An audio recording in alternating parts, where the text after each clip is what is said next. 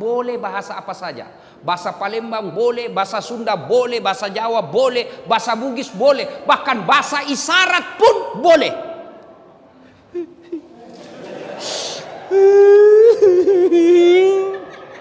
Bahasa isyarat lagi sengsara hatinya. Sudah, ya Allah. Ketika Adam alaihi salam diciptakan, lalu seluruh makhluk diperintahkan untuk hormat kepada Adam. Seluruh malaikat melakukannya. Tumbuhan binatang hormat kepada Adam. Satu makhluk Allah yang menolak, namanya iblis. Iblis ini membangkang lalu diusir keluar dari sorga. Dan sebelum keluar dari sorga dia berkata, saya akan menyesatkan anak cucunya Adam. Saya akan menggelincirkan anak cucunya Adam.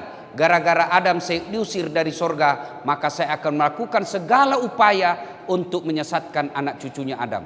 Saya ulangi, segala upaya saya lakukan untuk menggelincirkan anak cucunya Adam. Dan salah satu di antaranya, saya akan berupaya agar mereka tidak konsentrasi dengar ceramah ketika dia dengar pengajian. Dan salah satu caranya adalah saya sibukkan dengan HP-nya. Orang-orang yang sibuk dengan HP ketika kita dengar ceramah, sesungguhnya itu tergelincir atas godaan setan. Ya pasti bi. Bagaimana caranya kau mau dengar ceramah sibuk saja begini? Hargai perasaanku bos. Jauh-jauh saya kasihan dari Sulawesi Selatan. Bapak tahu enggak saya ke sini? Naik pesawat dulu 2 jam lebih ke Jakarta. Transit berjam-jam di Jakarta, baru jam 4 subuh naik pesawat lagi ke sini. Pergi lagi ke Kayu Agung, balik lagi ke sini, ceramah menghargai undangan Bapak. Begitu saya ceramah Bapak sibuk begini. Tolong hargai perasaan saya Ibu. Ibu-ibu yang pegang HP selama saya ceramah, saya doakan suamimu kawin lagi. Mau kok? Apa? Simpan balik itu HP, simpan. Ibu-ibu, kalau ibu rekam pasti tidak jelas. Pasti suaranya tidak bagus. Kenapa? Nangkap dari sini, tidak bisa. Pasti tidak jelas. Itu upaya setan. Saya mau dengar ceramahnya Pak Ustadz supaya kalau pulang saya bisa dengar ulang. Ini ada kamera saya bawa. Suaranya jernih, gambarnya bagus. Tinggal bagaimana caranya? Ibu buka di YouTube, tulis Dasat Latif PLN Palembang. Nah, keluarlah itu. Sudah nonton jangan lupa like and share. Saya serius Pak. Kalau bisa simpan dulu HP. Saya serius. Selama Bapak pegang handphone pasti tidak konsentrasi. Simpan aja dulu ya. Sebentar aja. Ini kita dengar serius dulu ya. Sebentar. Ibu-ibu tidak usah selfie. Nanti saya layani sampai sore. Itu juga kita lagi ceramah. Selfie dong. Dia membelakang. Orang lagi ceramah dia belakangi kita. Ternyata saya dijadikan background. Kok kira saya pot bunga? Itu lihat nanti nih Pak. Saya sebenarnya tidak gagah. Lebih gagah Pak GM. Saya betul lebih gagah Pak GM dari saya. Saya tidak gagah tapi saya penuh pesona. Mana buktinya? Ibu-ibu mau foto semua toh? Sudah foto? Ulang Ustadz. Ulang lagi Ustadz. Kabur Ustadz. Ulang lagi. 5 kali diulang saya bilang dalam hati. Biar 10 kali kau ulang namun kamu yang kabur. Ayo kita simpan dulu ya. Waktu terbatas. Azhar nanti jam 15.34 ya. Jadi kita simpan dulu handphone, kita dengar ceramah dulu. Suatu kali dengar ini Bu, Nabi sholat maghrib. Assalamualaikum warahmatullah. Assalamualaikum warahmatullah. Ada sahabat namanya Sa'labah. Ini Sa'labah, kalau sahabat lain Assalamualaikum warahmatullah, bersikir dulu. La ilaha illallah wahdahu la syarikalah lahul mulku wa lahul hamd yuhyid wa yumit wa huwa ala kulli syai'in qadir. Minimal 11 kali. Ini Sa'labah, Assalamualaikum warahmatullahi wabarakatuh, langsung lompat. Begitu bapak-bapak tuh. Ini Sa'labah langsung lompat. Dilihat oleh Nabi. Dalam hati Nabi, ini Sa'labah kayak sombong betul, tidak butuh Allah. Apa sih susahnya? Selesai kau sholat, kau berdoa dulu, minta urusanmu dimudahkan Allah. Seperti bapak-bapak juga, kalau hari Jumat paling cepat, paling terlambat datang, paling cepat pulang. Orang khotbah dia tidur. Begitu selesai dia bilang, aliran apa ini? Tidak ada khotbahnya. Bukan aliran apa, bapak yang tidur. Ya kan? Nah, hari kedua juga begitu. Assalamualaikum warahmatullahi wabarakatuh. Langsung pergi. Hari ketiga dipanggil sama Nabi. Salaba, ta'al, sini dulu. Ya Rasul. Hei, kau kayaknya kau tidak butuh Allah. Sahabat yang lain selesai sholat berzikir, kamu lantas jalan, pergi lagi. Ada juga itu teman-teman kita biasa yang berpedoman dan berpegang tidak boleh zikir bersama, tidak boleh doa bersama. Ada toh? Saya setuju pendapat Bapak. Tapi kalau begitu pendapat Bapak, sebaiknya jangan duduk saf paling depan. Kenapa? Karena Bapak melanggar adab-adab sholat jamaah. Dia kan umumnya begitu. Assalamualaikum warahmatullahi wabarakatuh. Kau langkah-langkai orang lagi berzikir, bos. Puncak dari semua ilmu itu adab. Bayangkan kalau ada Pak GM, ada ketua majelis ulama, ada tamu dari kantor sebelah, Bapak salam langsung langkah-langkai. Di mana adabmu? Padahal Nabi diutus ke muka bumi ini bukan sekedar mencerdaskan kehidupan bangsa, tapi apa? Liutammimal makarimal akhlak, memperbaiki akhlak manusia. Dan akhlak itu, kalau Bapak memuliakan orang yang berzikir, Bapak tidak mau mengganggu orang yang berzikir, lalu mengambil saf paling belakang, itu akhlak yang mulia. Kalau tidak mau berdoa bersama silakan, tapi jangan mengganggu orang yang lagi zikir bareng-bareng. Ini kan banyak orang sekarang baru belajar agama, dia selama ini preman. Tobat. Baru 3 bulan taubat, langsung semua kafir. Kayak dia saja panitia hari kiamat. Nah, sudah. Sini. Apa sih susahnya selesai kau sholat? Kau berdoa dulu. Akhirnya Sa'labah berterus terang. Ya Rasulullah, sebenarnya sudah lama saya mau curhat ini, cuma saya malu-malu. Kenapa kau Sa'labah? Begini ya Rasul, saya ini kan orang miskin kasihan. 1 sarungku. Kalau saya lama berdoa, habis waktu maghrib, ini istri saya ngantri. Dia lagi nunggu ini pakai ini sarung. Kalau saya lama berdoa, habis waktu maghrib, istri saya menunggu. Maka saya langsung lompat pulang, giliran pakai sarung. Ya Rasulullah, karena terlanjur ditanya, doakanlah saya kaya ya Rasul. Kalau saya kaya kan enak ya Rasul. Sudah bagus sarungku, sudah banyak sarung, saya bisa lama-lama berzikir. Kata Nabi, Sa'labah, siapa teladanmu? Anda ya Rasulullah. Kau lihat banyak barang-barangku? Tidak ya Rasul. Sudahlah, kau pulang dulu, pikir-pikir. Pulang, pikir-pikir. Besok datang. Ya Rasulullah, saya sudah pikir baik-baik. Memang enak miskin, tapi lebih enak kalau kita kaya ya Rasul. Jadi kau mau kaya? Iya ya Rasul. Sudah pikir baik-baik? Iya ya Rasul. Kalau saya sudah kaya, saya bisa sedekah. Kalau saya sudah kaya, saya bisa bantu orang. Kalau saya sudah kaya, saya bisa lama berzikir. Baiklah kalau begitu Sa'labah. Oke? Saya kasih kau kambing.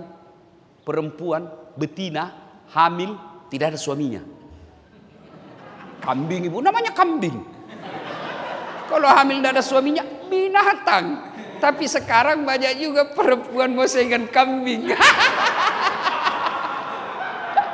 Hamil tidak ada suaminya, beleng-beleng.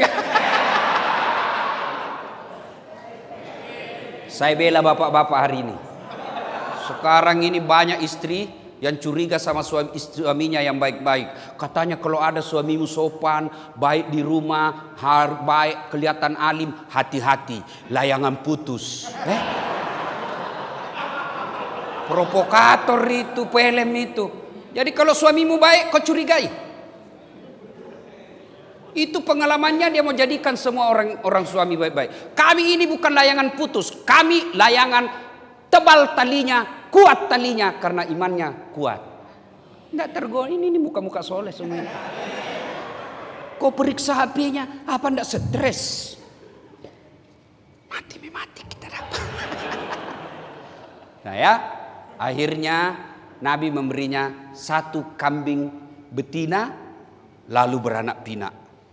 Dari 1 ekor menjadi beberapa ekor, menjadi belasan ekor, menjadi puluhan ekor.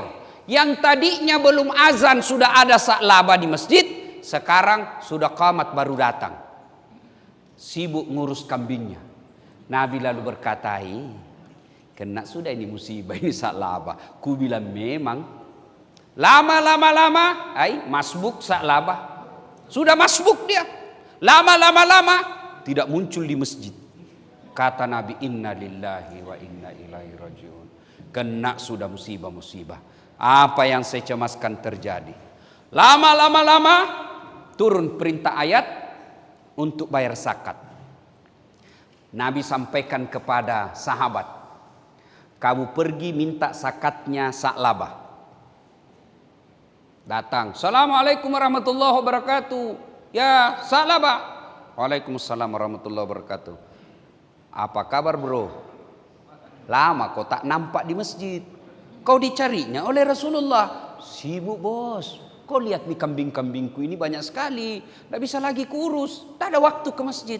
Oh begitu. Tapi sekarang saya diperintah oleh Rasulullah untuk menagih pajak. Zakat. Keluarkan zakatmu. Mendengar ini, apa kata Sa'labah? Enak aja. Saya setengah mati kerja. Dari jam 6 saya sudah keluar. Kadang kala ceklok. Terlambat ceklok. Makan seadanya di kantor. Kerja setengah mati. Ini mata jadi buram lihat monitor laptop. Kamu datang minta 2,5%. Siapa kok? Begitulah kira-kira bahasanya Sa'labah. Saya setengah mati. Gara-gara ini kambing saya tidak datang jamaah. Kau datang minta. Nggak. Wah, disampaikan ini kepada Nabi. Nabi katakan innalillahi. Musibah sudah Sa'labah. Utus kedua kalinya tetap tidak mau. Utus ketiga kalinya tetap tidak mau. Lalu Nabi katakan sudah, tidak usah lagi kau minta. Selesai. Akhirnya turun ayat. Ayat itu kurang lebih menyindir Sa'labah. Yang kurang lebih menerjemahkan bahwa ada di antara kalian ketika miskin hamba Allah, kaya hamba harta. Ayat ini disampaikan Sa'labah. Sa'labah, ada baru ayat turun seperti ini. Miskin hamba Allah, kaya hamba harta. Kau aja dikena ini di Madinah. Satu-satunya ayat menyindir kau. Kau ini dah kena. Sa'labah istighfar. Astagfirullah. Lalu dia ambil zakatnya. Dia bawa ke Nabi. Ya Rasulullah, mohon maaf, terima zakatku. Apa kata Nabi? Terlambat mi bos. 3 kali kusuruh toh, kau kasih malu saya. Sudah, bawa pulang itu. Kalau orang Bugis bilang, Andre lecilaka. Makan mako itu semua, makan mako sama-sama kulit-kulitnya. Wafat Rasulullah. Sa'labah mulai goyang ekonominya. Dia datang lagi bawa zakat kepada Abu Bakar Siddiq. Kata Abu Bakar, mohon maaf. Nabi tidak berani, Nabi tidak menerima zakatmu, manalah saya berani. Makin goyang ekonominya, wafat lagi. Abu Bakar diganti oleh Umar bin Khattab. Ya Amirul Mukminin, terima zakatku. Apa kata Umar? Nabi tidak terima. Abu Bakar menolak. Manalah saya berani. Akhirnya sejarah membuktikan Sa'labah bangkrut dan mati dalam kekufurannya. Na'udzubillah min zalik. Itu bahayanya zakat, Pak. Bapak tahu namanya zakat? Zakat itu ayatnya bukan minta.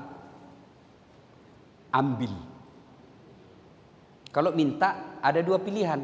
Dikasih, alhamdulillah. Tidak dikasih, ya namanya kau minta. Tapi namanya ambil. Mau tidak mau, ambil. Pada zaman Nabi, pada zaman Khulafaur Rasyidin, itu ada pasukan khusus penagih zakat. Kenapa? Bukan kau yang punya. Kamu memang kerja di PLN dari pagi sampai sore, kadang-kala lembur, tapi ingat ada haknya orang miskin di dalam hartamu itu. Berapa? Cuman 2,5%, tidak cukup 3. Kata Allah, ambil deh 97,5, ambil semuanya. 2,5% kasih fakir miskin yang tadi beasiswa. Dan itulah yang kau miliki. Yang deposito, mobil, rumah, belum tentu bapak punya. Nih ibu-ibu nih, yang banyak emasnya, tidak dikeluarkan zakatnya. Hati-hati kau ibu, pakai behel. Bingkai kacamatanya emas, semua cincin berlian. Ibu meninggal, siapa yang pakai? Siapa yang pakai? Anak. Pret. Istri kedua. Daripada diambil istri kedua, ibu sudah menderita di blender dikubur. Suami diranjang menikmati dengan istri barunya memakai gelangmu. Lebih baik sedekahkan. Demi Allah, kata Nabi, 3 aja itu hartamu. Lain dari itu bukan kau punya. 3 aja harta yang kita miliki. 1 yang habis ibu makan, itulah kita punya. 2 yang hancur kita pakai. 3 yang telah kita sedekahkan jalan agama Allah. Lain dari itu bukan ibu punya. GM punya mobil dinas. Pensiun, bukan kau punya, bos, kasih kembali. Kan ada namanya di dom, Ustadz. Hati-hati, di neraka bisa bertanggung jawab. Apalagi kalau diakal-akali. Oh, disuruh pikul nanti itu, Pak. Lewat security, ternyata bapak yang ngambil. Alhamdulillah, terima kasih kepada Kapolri. Sekarang satpam dan security bajunya mirip polisi. Tapi polisi keberatan. Diuntungkan hanya satpam dan security. Mereka dikira polisi, kami dikira satpam.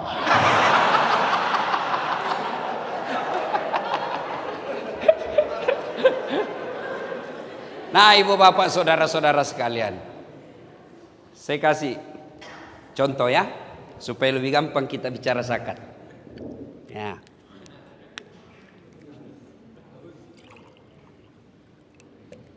Yang namanya 2,5%. Ini halal atau haram? Bersih, suci, halal. Inilah gajinya bapak sebulan. Yang bekerja dan wajib negara memberi gaji. Halal. Ini.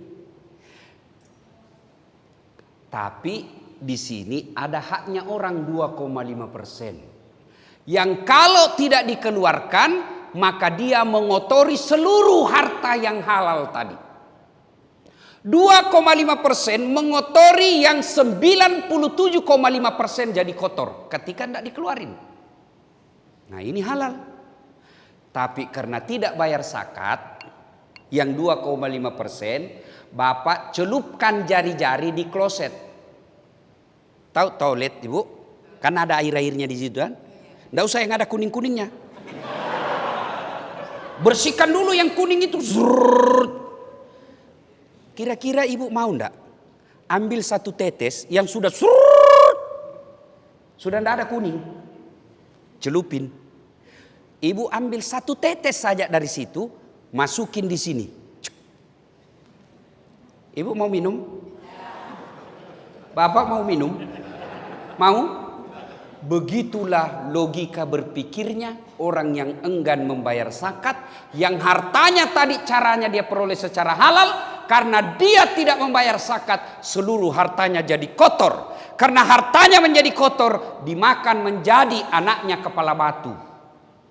Dimakan istrinya jadi pembangkang, tidak tahu aturan.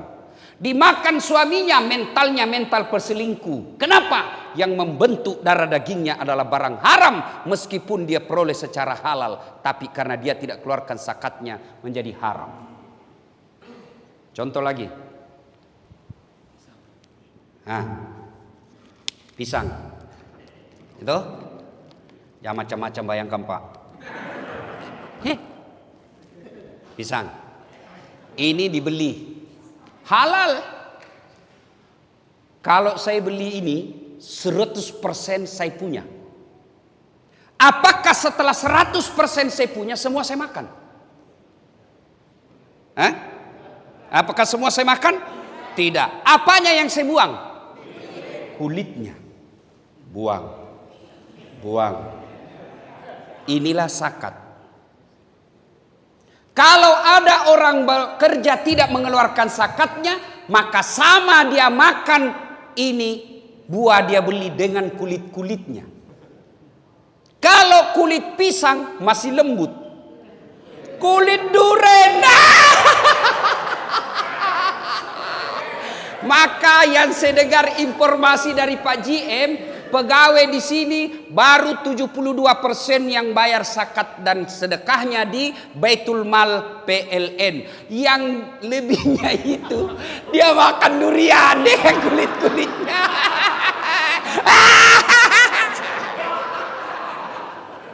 Contoh ketiga. Hah? Nih ibu-ibu nih. Contoh ketiga. Beli kain. Berapa meter satu baju? Kalau baju saya 1,5 meter baju. Apakah 1,5 meter itu semua saya pakai? Tidak. Saya punya dong. Saya jahit saja, tidak ada saya buang. Cantik? Enggak. Maka ada bagian-bagian saya gunting untuk bikin cantik saya punya baju. Yang dibuang bagian itulah adalah zakatnya, membersihkan dan mempercantik baju saya. Bayangkan jeleknya baju saya ketika saya beli 2 meter langsung jahit, tidak ada gunting-guntingnya. Begitulah perumpamaan orang yang tidak mau membayar zakat. Ini kan harta saya. Contohnya itu salabah tadi. Saya setengah mati kerja. Gara-gara ini kambing saya tidak ke masjid. Kau datang enak-enak. Siapa kau cowok? Kira-kira begitu bahasanya orang PLN. Saya setengah mati kerja. Masa kau datang minta-minta? Ustaz, nanti ini yayasan salah gunakan. Bukan tanggung jawabmu. Yang penting kau keluarkan. Dan orang yang menyalahgunakan zakat, hati-hati bos. Hati-hati. Pelihara anak yatim. Anak yatimnya tetap sengsara. Ketua yayasannya yang kaya. Hati-hati. Maka zakat itu sangat diperhatikan. Bapak tahu ada ayat yang saya yakin Bapak semua hafal. Siapa yang hafal itu ayat? Semua hafal. Al-Ma'un, pendusta agama. Satu di antaranya yang enggan membayar zakat. Hati-hati. Maka ibu-ibu, istri yang baik, begitu terima honor suami, langsung keluarkan 2,5%. Bagaimana kalau harta kita rumah, Ustaz? Kalau harta rumah itu hanya ditinggali, rumah itu menjadi rumah tinggal dan tidak menghasilkan, tidak berproduksi, tidak menghasilkan, maka dia hanya sekali dibayarkan seumur rumah itu. Berapa dikeluarkan Ustadz? 2,5%. Berapa harga rumahnya? Senilai dengan 85 gram emas. Jadi kalau ada emas 85 gram, harta yang kita miliki senilai 85 gram. Ibu 1 gram berkarang berapa? Anggaplah 1 juta. Berarti kalau Bapak punya harta 85 juta dan sudah dia kuasai selama 1 tahun, maka wajib dikeluarkan 2,5%. Itu zakat harta. Tapi yang Bapak keluarkan setiap bulan namanya zakat profesi. Sudah? Jadi kalau ibu tidak ibu yang baik, Pak, ini ada honormu 10 juta. Sudah, keluarkan 2,5%. Kalau 1 juta 2,5% berapa, Pak? Berapa?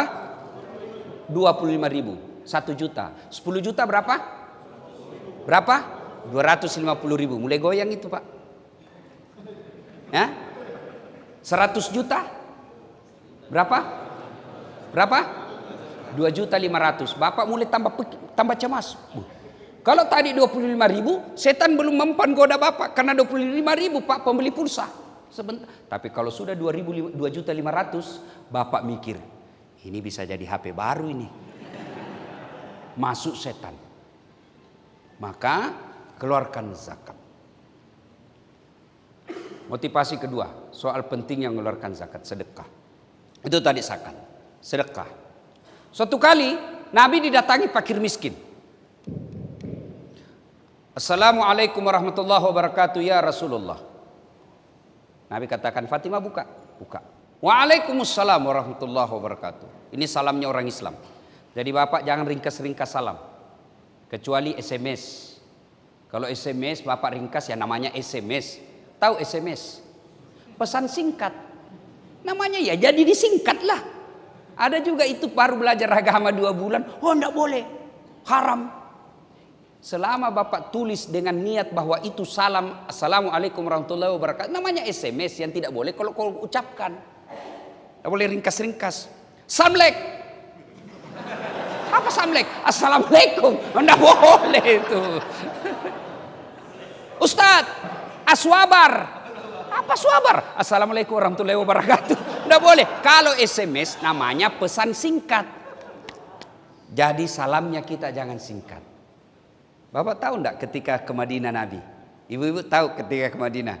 Begitu sampai di Madinah diusir dari Mekah beliau hijrah. Perintah pertama kata Nabi apa? Upsus salam. Tebarkan salam. Baik salam secara lisan maupun salam dalam arti menjadi rahmatan lil alamin. Jadi kalau ibu salam sama suami, assalamualaikum warahmatullahi wabarakatuh. Gimana kabar bang? Ya. Tapi kalau sama suaminya, Assalamualaikum. Di mana kau? Di kantor. Bohong. Coba video call. Kayak kita saja tahanan. Ya ketawa, saya serius ini. Ada juga itu. Bapak juga kalau telepon di sini. Ayo, salam. Mana ibu? Rumah. Kayak menginterogasi. Sekalinya sama sekretarisnya Pak GM bagus betul salamnya. Assalamualaikum. Waalaikumsalam. Jadi salamnya orang Islam, assalamualaikum warahmatullahi wabarakatuh. 3 itu doa di dalam Pak. Assalamualaikum, semoga Anda selamat. Selamatnya bukan cuma siang, selamatnya bukan cuma malam, selamat selamanya. Kalau Bapak doakan orang selamat, jangan cuma malam. Apa artinya selamat malam? Berarti Bapak doakan saya sengsara pagi. Assalamualaikum, semoga Bapak selamat. Warahmatullahi, rahmat Allah menyertaimu. Kasih sayang Allah menyertaimu. Wabarakatuh, berkah Allah menyertaimu. Apa itu berkah? Hartanya sedikit tapi selalu fisabilillah. Itu namanya berkah. Cuma biasanya kita orang baik-baik salam, assalamualaikum warahmatullahi wabarakatuh. Kita cuma salam. Ulama salam baik-baik, lengkap, tidak dihargai. Burung beo, Assalamualaikum, Assalamualaikum. 15 juta harganya Pak. Ini ulama khotbah 30 menit, bagus lagi ayatnya, 150.000. Pelan-pelan juga bos. Nah, Nabi lalu berkata, Fatimah buka. Ya Rasulullah, saya sudah lapar sekali nih kasihan. Sudah beberapa kali saya tidak ketemu roti dan makanan lainnya. Adakah bisa dimakan di rumah ya Rasul? Kata Rasulullah, maafkan saya. Saya pun dalam posisi lagi tidak ada makanan di rumah. Saya juga lagi tidak ada duit. Saya miliki. Fatimah, tolong berikan orang ini jubah saya. Tahu jubah ibu? Tahu jubah? Itu orang Arab kalau pakai baju dulu kan di dalam, baru di luarnya ada, ya kan? Itu namanya jubah, kebalikannya baju, ya kan? Jubah, baju, nah ya, itu kebalikannya Superman. Kalau Superman, celana dalamnya di luar. Kalau Dasat Latif, celana dalamnya di dalam. Bayangkan kalau saya ceramah celana dalam saya di luar Pak. Apa ndak orang bilang sudah gila itu Ustaz, lama sudah kasihan sakit itu, ya kan? Nah, jubah. Lalu Nabi memberinya jubah. Hanya ini yang saya bisa berikan kepadamu. Pelajaran pertama, Pak, kalau ada orang datang minta tolong ke rumah, mengucapkan saja itu sudah berat. Jangan sampai kasihan dia pulang sudah malu tidak bawa lagi pertolongan. Kalau dia minta 1 juta dan bapak pikir tidak mungkin dia bisa utang ini. Karena ada juga itu Pak hobi utang. Dan hobi tidak mau bayar. Karena dia bilang banyak aja uangnya itu. Utangmu bos bayar. Masa miliarder begitu. Utang saya 2 juta saya harus bayar. Bayar karena kewajiban. Masa Pak GM utang 500 ditagih. Bayar utang. Ada orang hobi begitu. Maka ketika orang datang ke rumah dan kita yakin dia tidak bisa bantu, tidak bisa bayar itu kalau dikasih utang 10 juta, paling tidak jangan permalukan dia. Hargai, ya sudah, saya seperti itu. Datang saya lihat, tak mungkin dia bisa bayar ini, tidak masuk di akal. Maka, Dek, saya tidak bisa kebantu, tapi ini saya kasih. Kalau misalnya utang Ustadz 2 juta, saya lihat-lihat, waduh agak berat juga saya kasih. Sudah, supaya dia tidak malu pulang, saya kasih kau 250.000, tidak usah utang, ini hadiah dari saya. Supaya dia pulang tidak kecewa. Ibu-ibu juga begitu. Kalau ada orang datang mengutang, ibu tidak punya duit, kasihlah kue. Kasihkah baju, kasihkah kudung, yang penting ada kita kasih. Ibu-ibu kan rajin sedekah sama tetangganya. Nak, ada itu kue di kulkas, bawakan tante di sebelah daripada basi. Nanti mau basi baru diingat Pak Ustadz. Nah, Nabi begitu, tidak bisa memberi makanan dan duit, maka Nabi memberinya ini. Nah, yang menerima jubah itu lalu dia ke pasar. Dia ke pasar dan teriak-teriak, "Ayuhan nas, wahai manusia, nih saya punya jubahnya Nabi, saya jual. Siapa yang mau memilikinya, saya jual." Kira-kira kalau pada saat sekarang, Pak, ini ada rambutnya Nabi, ini ada bajunya Nabi, saya lelang. Miliaran pun, triliunan pun barangkali ada yang mau beli. Pada zaman itu, sahabat pun mendengar. Salah satu adalah penduduk Madinah yang gangguan matanya, gangguan penglihatannya. Lalu dia bilang ke budaknya, bukan pembantu. Ibu, beda pembantu dengan budak. Kalau pembantu itu, Bu, digaji tiap bulan. Dan kalau tuan rumahnya cerewet, dia punya hak berhenti. Berhenti, saya cerewet sekali soal istrinya itu. Nggak ada, tenang lihat kita kalau duduk-duduk, maunya kita kerja terus. Punya hak berhenti. Budak hak milik, sama handphone, mau dibanting, mau dijual, mau diapa, hak milik. Budak itu hak milik. Lalu orang yang gangguan matanya ini berkata kepada budaknya, "Kalau kau berhasil belikan saya itu, saya bebaskan kau, saya merdekakan kamu." Dia ke pasar dan alhamdulillah berhasil membeli baju itu, jubah itu, lalu dibawa ke tuannya. "Tuan, alhamdulillah saya berhasil membelinya. Saya merdekakan kamu. Sekarang kau bukan budak saya." Lalu yang gangguan matanya diambil jubahnya Rasulullah, dia selawat sebanyak-banyaknya, dia berdoa kepada Allah, dengan izin Allah dia gosok-gosok terus dengan jubahnya Rasulullah, dengan izin Allah bagus penglihatannya, sembuh. Lalu setelah sembuh dia gembira. Dia datang kembali ke rumah Rasulullah. "Ya Rasulullah, mata saya sudah sembuh. Berkat izin Allah saya gosok dengan baju ini, saya kembalikan baju ini." Akhirnya baju itu kembali dimiliki Rasulullah. Lalu Rasulullah memanggil anaknya Fatimah, "Anakku, sini kau lihat. Ini hebatnya sedekah. Coba kau lihat ini sedekah. Dia kembali lagi ke saya. Tapi sebelumnya dia memanfaat sedekah ini kepada orang. 1, dia mengenyangkan perut kosong tadi. 2, dia memerdekakan budak. 3, menyembuhkan orang sakit. Hebatnya yang keempat, dia kembali kepada pemiliknya." Demi Allah, sedekah yang Bapak keluarkan bukan untuk yang Bapak kasih. Ibu bersedekah kepada tadi anak sekolah ini, bukan ibu kasih ke dia, tapi apa? Ibu pada hakikatnya mengembalikan harta itu ke dirinya, sepemberi. Karena dalam Al-Quran Allah jelaskan, kau belanjakan hartamu di jalan agama Allah, 1 biji ibaratnya kau tanam, menumbuhkan 7 bulir. 7 bulir itu setiap bulirnya mengandung 100 biji. Artinya 1 sedekah Allah ganti 700 kebaikan. Saya banyak sekali pengalaman soal sedekah, Pak. Cuma tidak enak dicerita. Apalagi nanti kalau tayang, nanti kita dibilang ria. Percaya, Allah pasti ganti. Ibu, saya tanya ibu. Ibu, ada ibu pernah lihat orang bangkrut gara-gara rajin sedekah? Ada? Tidak ada. Ada orang tidak senang sama dermawan? Saya tanya bapak-bapak, senang GM yang dermawan atau pelit? Senang istri GM yang pelit atau dermawan? Dermawan. Ibu-ibu senang menantu yang pelit atau dermawan? Senang tetangga yang pelit atau dermawan? Tidak ada orang suka orang pelit, ya? Bahkan orang pelit sekalipun tidak suka sama orang pelit. Begitu jeleknya itu sifat pelit. Jako ke rumahnya, pelit. Dia juga pelit, beleng-beleng. Ya, ayo sedekah. Saudaraku, bersedekahlah. Bu-ibu, banyak faedah sedekah. Selain kembali ke kita, juga sesungguhnya tolak bala. Kalau ibu khawatir suaminya diganggu perempuan lain, ndak usah periksa HP-nya. Semakin ibu periksa HP, semakin cerdas dia. Benar.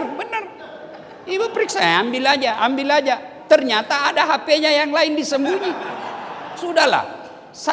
Ibu mau awasi suaminya. Mana bisa ibu menjaga suami 24 jam? Tapi kalau Allah yang jaga suaminya ibu, biar perempuan mana yang goda tidak akan tergoda. Bagaimana caranya Ustaz? Salah satu di antara tolak bala itu kata Nabi, as-sadaqatu, bersedekahlah. Gimana maksudnya Ustaz? Kalau ibu mulai curiga, suamiku selama jadi pegawai PLN 3 tahun belakangan ini tidak pernah dia pakai parfum. Kok sekarang biar pengharum ruangan dia pakai juga semprot di badannya. Mencurigakan sudah itu bu. Selama ini tidak pernah setrika bajunya. Apapun dia tidak setrika. Sekarang baju dalamnya pun mau disetrika. Selama ini rambutnya acak-acakan. Sekarang pakai pomade. Ada sungainya di sini. Mencurigakan itu. Apalagi kalau terima WhatsApp dalam kamar mandi. Sudah. Ibu kalau sudah mencurigakan begitu, tidak usah curhat sama tetangga. Pasti bocor. Tidak usah curhat di medsos. Tak kusangka kau begitu. Pret. Daripada curhat di medsos, ibu curhat kepada Allah. Ibu datang kepada Allah dalam salat hajat. Ya Allah, zat yang membolak-balikkan rasa cinta dalam hati suamiku. Tidak mungkin aku bisa menjaga cintanya. Balikkan perasaan cintanya kepadaku. Buat dia sengsara hidupnya kalau dia tidak lihat saya 1 hari. Begitu lagi ngetik sengsara hatinya. Halo sayang. Ya Allah, ini ada duitku 1 juta. Saya tolak bala, saya bawa ke anak yatim piatu. Tolak bala, mudah-mudahan 1 juta itu suamiku terhindar dari wanita jahat. Bismillah. Coba ibu amalkan. Yang jadi masalah kalau suaminya juga bangun sholat tengah malam. Dia juga berdoa kepada Allah. Ya Allah, capek sudah saya lihat istri saya. Marah-marah aja kerjanya ya Allah. Ada duit, tidak ada duit, marah aja kerjanya. Cepat pulang dicurigai. Pulang cepat dicurigai. Terlambat pulang lebih-lebih dilempar saya ya Allah. Karena doa itu Pak, boleh bahasa apa saja. Bahasa Palembang boleh, bahasa Sunda boleh, bahasa Jawa boleh, bahasa Bugis boleh. Bahkan bahasa isyarat pun boleh.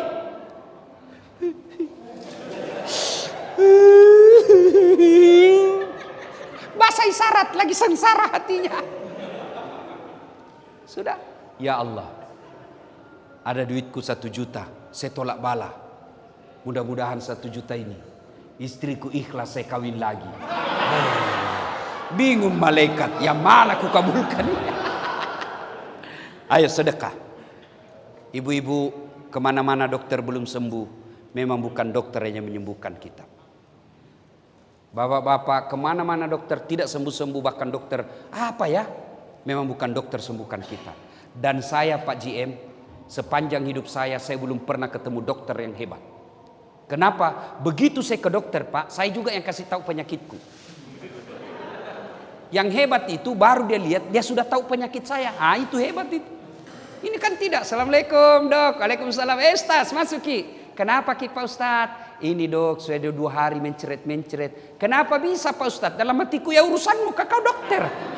Masa saya lagi kau tanya? Diperiksa tek tok, dikasih obat. Pak Ustadz kembali lagi 3 hari yang akan datang. Kenapa disuruh kembali? Mau dilihat reaksinya ini obat, cocok atau tidak. Itulah sebabnya beda umur, beda berat badan, beda dosis. Kenapa? Karena ini uji coba, mau dilihat cocok enggak ini dengan ilmu yang diterima selama ini. Kalau tidak ganti lagi, bukan karena dokter mau ngambil duitnya Bapak, tidak. Namanya di prediksinya, diagnosanya ini, ini cocoknya ini. Ternyata tidak cocok, ganti lagi. Yang hebat itu dokter baru masuk, pasti komen cerit Ustaz. Nah itu hebat itu Pak. Allah. Ayo Bu, Allah. Tanpa diberitahu, Allah tahu penyakitmu. Tanpa diberitahu, Allah tahu apa solusinya. Maka ketika ada masalah penyakit, ibu karena pelit, sudah ke dokter kiri kanan dikasih obat, tidak sembuh-sembuh, bapak pelit, sedekah. Sedekahlah. Saya niat sedekah ini, mudah-mudahan saya sembuh dari penyakit saya. Dan itu banyak sekali keajaiban yang mereka diberikan terapi sedekah, sembuh dengan sedekah. Apa susahnya Allah menyembuhkan orang sakit? Sedekah. Karena waktu yang terbatas. Yang ketiga, bapak masuk surga atau neraka itu bukan karena orang masuk surga karena tidak punya dosa.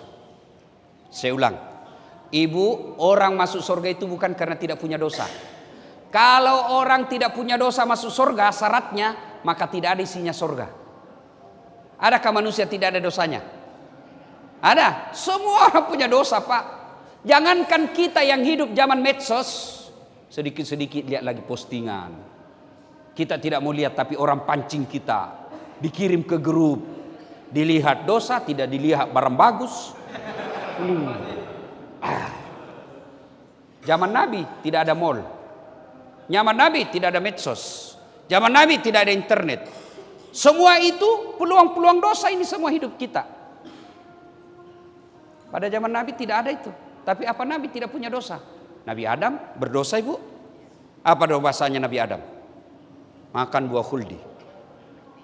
Nabi Ibrahim pernah berdosa.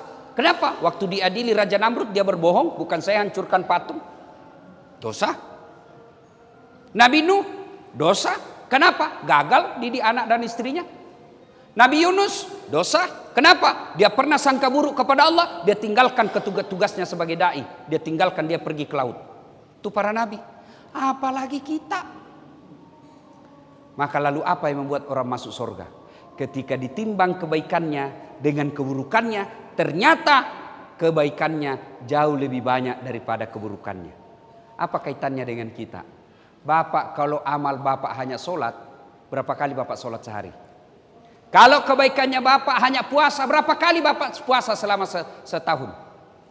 Kalau kebaikan amal itu hanya haji, berapa kali bahkan ada orang belum haji? Lalu apa itu kebaikan? Segala sesuatu yang kita lakukan lillahi ta'ala, itulah amal kebaikan. Bapak sebagai pegawai PLN itu kalau beramal lillahi ta'ala, sepanjang bapak kerja ngurus kantor ini, bapak dapat pahala. Gimana caranya Ustaz? Bapak setiap keluar rumah, wudu, tutup auratnya, menghadap kiblat, sebelum keluar baca doa. Inna sholati wa nusuki wa mahyaya wa mamati lillahi rabbil alamin. Bismillahi tawakkaltu ala Allahi la haula wa la quwata illa billah. Kalau bapak baca ini, apalagi ada wudu, pakaian yang menutup aurat, kata Nabi, langkah kaki kananmu satu pahala, langkah kaki kirimu gugur dosa kecilmu. Coba bayangkan kalau bapak kerja 200 meter dari sini, 1 kilo dari sini, berapa langkah kaki itu Pak? Apalagi kalau sampai di kantor bapak naik lantai 1, turun lagi, naik lagi, mutar lagi di lapangan, berapa langkah kaki itu? Apalagi di dalam kantor jalannya begini Pak. Iya toh? Cuma ini tidak kita amalkan. Kita mau keluar bukan baca doa, kita mau keluar goodbye daddy. Daddy. Ibu ini mumpun saya ingat. Kalau suami mau keluar ibu, suruh dia sedekah. Apa sedekahnya suami? Sebelum kerja, cium jidat. Itu Rasulullah setiap mau keluar rumah, dia sedekah kepada istri beliau. Caranya apa? Cium jidat. Maka mulai besok setiap suami mau keluar bu, dia lupa, Pak sedekah dong. Bapak datang, sini saya sedekahi kau. Cuma ibu juga kalau mau disedekahi yang rapi, jangan bau sedekah. Aduh. Ya. Nah, kemudian Bapak motivasi. Mana ada hidup kita di sekarang zaman digitalisasi yang bebas dari listrik. Ayo. Saya mewakili dan mewakili penonton saya di YouTube yang sudah alhamdulillah lebih 200 juta. berterima kasih kepada PLN. Bersyukur kepada Allah dan berterima kasih kepada PLN. Kenapa? Karena PLN lah yang menyediakan energi listrik sehingga orang bisa dengar dakwah saya. Sudah siap jamaah, sudah siap panggung, padam listrik. Mana bisa penuh. Tidak nyala ini, tidak didengar. Maka kita para mubalik tidak berlebihan kalau saya katakan kami para pendakwah berutang budi kepada PLN. Karena dengan PLN lah orang bisa nonton YouTube, mana bisa buka YouTube kalau padam listrik. Maka selama Bapak niatnya memudahkan dakwanya Pak Ustadz sehingga harus menyediakan listrik, tidak boleh padam listrik, maka selama itu Bapak punya pahala bagian daripada perjalanan dakwanya para ustadz. Cuma Bapak kan bekerja bukan itu, Bapak bekerja cari muka sama GM. Kalau ada GM, cepat sekali kerja. Begitu tidak ada GM, sebentar. Maka begitu di akhirat nanti, ya Allah mana pahalaku pegawai PLN 30 tahun. Allah berfirman, kau dulu bekerja kan cari muka. Kau sudah dapat mukanya PLN-mu. Sudah. Maka kalau orang yang bekerja lillahi ta'ala, gaji tiap bulan dia dapat, pangkat jabatan dia terpenuhi, juga dia dapat pahala di akhirat kelak sebagai pelayan daripada untuk kebaikan umat. Maka ibu bapak saudara-saudara sekalian, luruskan niat dalam bekerja. Kalau orang bekerja lillahi ta'ala, ada pimpinannya atau tidak ada pimpinannya, dia bukan cari muka sama manusia, tapi dia lillahi ta'ala. Ibu bapak saudara-saudara sekalian, inilah tausiah kita pada taklim kita kali ini. Mudah-mudahan ada manfaat. Terima kasih dan mohon bapak-bapak pegawai PLN penuh kesabaran dalam bekerja, karena kadangkala PLN sering dihina dan dimaki-maki. Padam listrik, maki-maki PLN. Bahkan ada orang Pak di laut lepas, di atas kapal Pak, di atas pelni lagi mandi, tiba-tiba padam listrik, dia bilang kurang ngajar PLN. Padahal tidak ada hubungannya PLN itu di kapal Pak. Cuma karena listrik sudah identik dengan PLN, maka tolong Bapak bekerjalah dengan baik. Kalau ada pengaduan, tolong kasihan padam listrik, segeralah ke sana. Jangan diadukan pagi, siang belum datang, sore belum datang, besok baru datang, satu malam orang gelap. Padahal Bapak digaji oleh negara untuk melayani kami ini. Ini kalau bekerjanya lillahi ta'ala, begitu dia telepon langsung dia meluncur. Kenapa? Karena dia berpikir ladang amal. Terutama masjid. Bapak kalau perlu satroni itu masjid. Jangan sampai ada masjid akhirnya dakwanya kacau gara-gara tidak tersedia listrik dengan baik. Mudah-mudahan ada manfaat. Lebih dan kurangnya mohon dimaafkan. Mari sebelum kita akhiri, kita kirimkan suratul Fatihah kepada Rasulullah Muhammad SAW. Khasiat dan keutamannya kita ikhlaskan Fatihah ini untuk ruh dan arwah saudara-saudara kita purna bakti PLN, baik yang masih sehat walafiat maupun yang sudah menjadi arwah. Ila hadratin Nabi Mustafa Muhammad SAW. Al-Fatihah.